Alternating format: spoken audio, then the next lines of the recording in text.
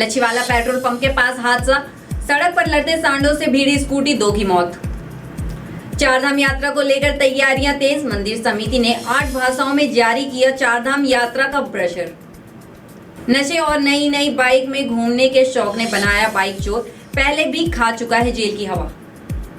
चारधाम यात्रा के लिए तैयार परिवहन विभाग, चलाई जाएंगी 125 रोडवेज बसें, यात्रियों को मिलेगी सहूलियत। मार्च फाइनल में ट्रेजरी पर बड़ा वर्कलोड, अभी तक सिर्फ 56% बजट हुआ खर्च, क्या है आंकड़े। नमस्कार, आप देख रहे हैं उत्तराखंड टाइम और मैं हूं आपके साथ अनुरागनी चौहान। खबरें अब विस्तार से।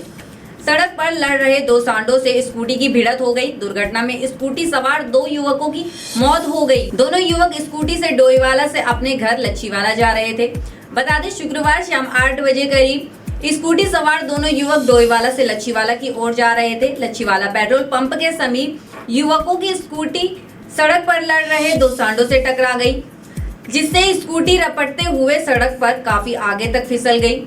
दुर्घटना में दोनों युवक गंभीर रूप से घायल हो गए। लोगों की सूचना पर 108 सेवा व पुलिस मौके पर पहुंची। दोनों युवकों को उपचार के लिए सीएचसी डोईवाला ले जाया गया।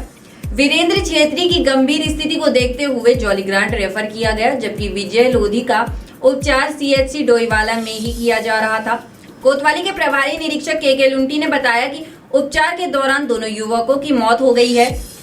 घटना की जानकारी मृतकों के परिजनों को दे दी गई है। बताया जा रहा है कि दोनों मृतक दिहाड़ी मजदूरी करते थे।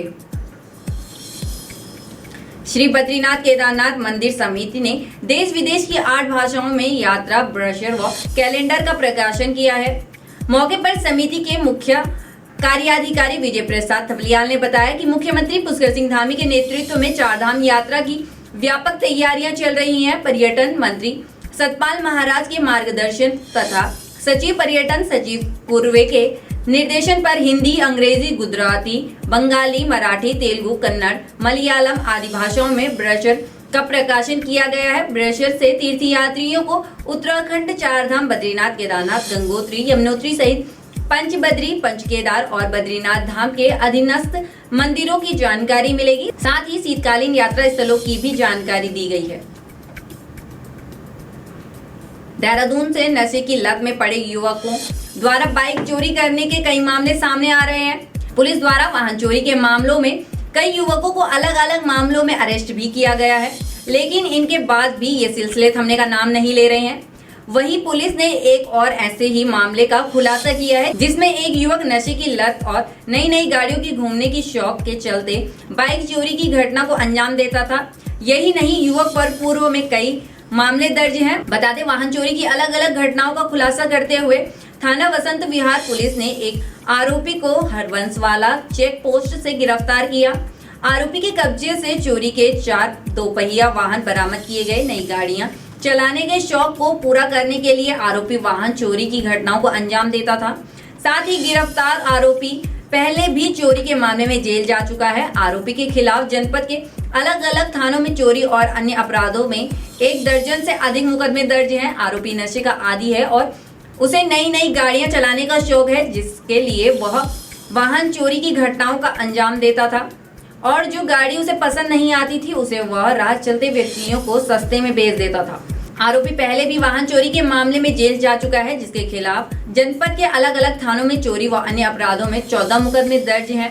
चोरी की घटनाओं का खुलासा करने के लिए थाना स्तर की टीम का गठन किया गया। गठित टीम ने घटनास्थल का निरीक्षण कर आसपास आने जाने वाले रास्तों पर लगे सीसीटीवी कैमरे की फुटेज को चेक किया, जिसके बाद पुलिस टीम ने हरवंशवाला चेक पोस्ट पर बिना नंबर की मोटरसाइकिल के युवक को चेकिंग के लिए रोका। पुलिस टीम द्वारा बिना नंबर की मोटरसाइकिल के संबंध में पूछताछ करने पर युवक ने मोटरसाइकिल को 6 मार्च को शास्त्री नगर खाला से चोरी करने व मोहित नगर, बलीवाला चौक और डालनवाला क्षेत्र से भी वाहन चोरी की घटना को स्वीकार किया, जिसकी बताई गई जगह पर पुलिस टीम ने चाय बागान खंडर के अंदर से चोरी की गई 3 स्कूटी को बरामद किया।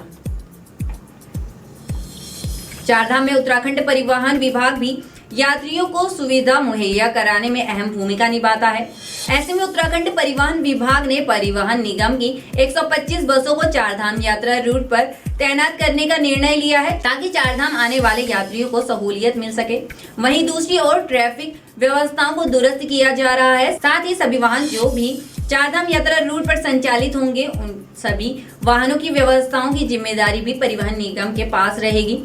बता दें, उत्तराखंड में चारधाम यात्रा 2025 आगामी 30 अप्रैल को यानी कल गंगोत्री और यमुनोत्री धाम के कपाट खुलने के साथ ही शुरू हो रही है, जिसके चलते चारधाम से संबंधित विभाग तैयारियों में जुट गया है। इसी कड़ी ने परिवहन विभाग भी तैयारियों में जुट गया है, ताकि चारधाम यात्रा में आने वाले श्रद्धालुओं को परिवहन संबंधी दिक्कतों का सामना न करना पड़े। आगामी चारधाम यात्रा के मद्देनजर परिवहन निगम 125 बसों को चारधाम यात्रा रूट पर संचालित करने का निर्णय लिया है। ऐसे में इन बसों का ग्रीन कार्ड बनाए जाने की प्रक्रिया भी तेज हो गई है, ताकि इन बसों को यात्रा रूट पर संचालित किया जा सके। हालांकि ये बसें कॉन्ट्रैक्ट कैरेज परमिट पर चलाई जाएंगी। वर्तमान वित्तीय वर्ष 2024-25 के समाप्त होने में अब महज कुछ दिन बचे हैं।